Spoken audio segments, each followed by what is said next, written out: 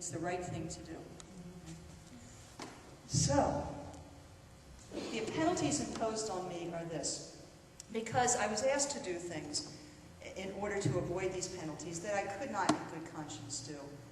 We were having dinner last night, and at one point Mary Lynn said, well, at least it was clear to you. In some ways, that's a gift. It was very clear that you could not do those things. There wasn't a question of, well, maybe I could if I could just say it in this way. I couldn't in good conscience. I would have had to lie about what I really believe. So the penalty imposed on me are these, that I'm in the Diocese of St. Louis. I'm not welcome to participate in liturgy in a public way. Eucharistic minister, lector, preacher.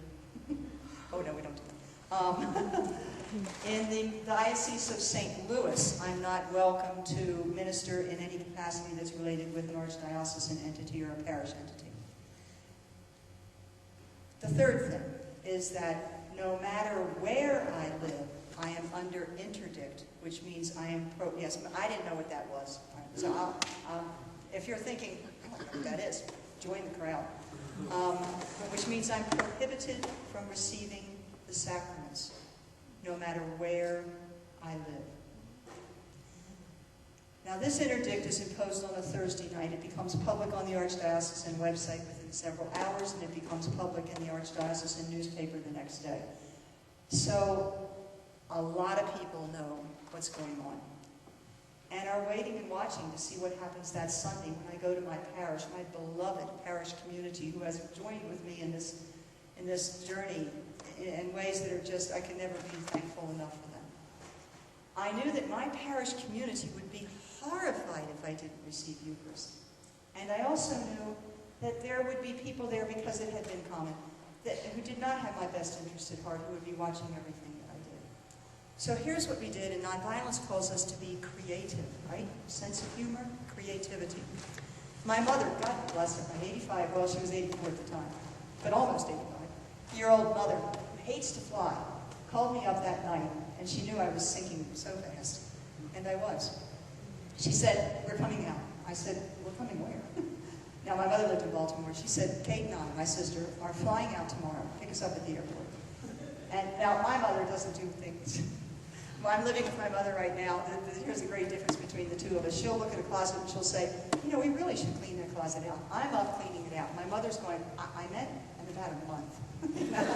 So, she doesn't do things spontaneously. It's not her nature. This woman got on the plane and flew to St. Louis. And we're talking, what should we do for Sunday? And I tell you this story because I said it requires our creativity, and here's what we did. And we talked this over with Jerry, the ordained pastor of St. Cronin. Jerry is one of the really good guys in the world, would never, ever have refused communion to anyone. Joshua's been there at St. Cronin, yes. This gentleman right here shaking his head, and knows nobody at St. Cronin would refuse anybody communion. But I wanted to do something different that day. My mother went forward to receive communion. My sister Kate followed behind me. I followed behind my mother. And then my mother turned around and broke bread and shared it with me. And then my sister Kate did the same thing. And then a whole number of people in my parish did the same thing. And I am left at the end of Eucharist with a handful, 2 hands full, of Eucharist. Because the people of God knew what to do here. We'll feed you. We'll nourish you. My mother's line, now I will assuredly cry on this. My mother's line was, I was the first one to feed you, and I will feed you today. Yeah. Yeah. In the name of all people who have been treated in this way, I'm appealing. I don't know what will happen. But during the time of appeal, the interdict is suspended. Canonically, I am allowed to receive Eucharist and participate in any other sacraments, canonically. As this is all going on, as I said, I'm going in every Tuesday and Thursday and teaching students and asking myself, do I really believe this? How much of this do I really believe? What is my commitment here? In what is my nonviolence rooted? Is it an ideal? Or is it, I mean, if it's an ideal, it has exceptions, right? That was my friend Mary Lou's part. She said, I know you want to do the nonviolence thing, but do we have to do it? You know? Maybe we could do something on Is it an ideal or is it an obligation? And what's the role of forgiveness? Lots of people have asked me, have you forgiven Raymond Burke? And then finally, does it work? The great question that I got 50 times a semester, sister, once they got a little knowledge in them, they'd say, well, India and Pakistan split after Gandhi died, so it didn't really work, kind of thing. Like, great question, does it really work?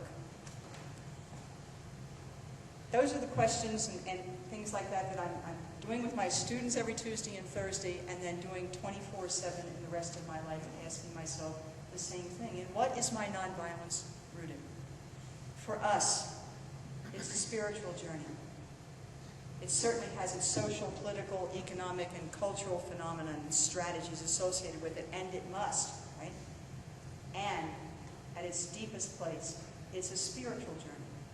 And it's rooted in those things that have the power to transform injustice and cruelty. It's rooted in love, and it's rooted in compassion, and it's rooted in hope, and it's rooted in a willingness to suffer.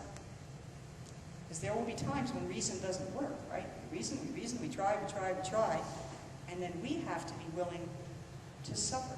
Gandhi will say that's the last and the purest response is self-suffering. Is it an ideal? To which then, of course, there's an exception. And is it a luxury? One of my students was in Nicaragua the semester before she took our course, and she told a Nicaraguan student that she was going to be taking this course. And the Nicaraguan student said to her, oh, nonviolence, that's a luxury of the first world. Now that's a powerful statement. Yeah. I use that every semester to talk with students. I don't know what I would have said to that Nicaraguan student. I hope I would have said nothing and just listened to what she had to say as to why she was saying that. And I would love to hear, because I think I see what Aung San Suu Kyi thinks about that. Some of us know Aung San Suu Kyi, Burmese activist, just sentenced to another year and a half of house arrest in Burma. That very scary woman, if you've ever seen her, she is absolutely frightening looking. She's about this big, she's about this round. And they have kept her under house arrest for the better part of 20 years in Burma. I think she would have something to say about whether nonviolence is a luxury of the first world. She certainly is not living in a so-called first world. I think that Hana Kira would have something to say. She's a Palestinian activist. I think that Shireen Abadi, I would love to hear what she had to say. She's an Iranian activist. For me, I guess, I think, if it is a luxury of the first world, then I better do it well, nonviolent. Then it's an obligation for me. It's an obligation for me spiritually anyway. But it's my obligation to live into a nonviolent life.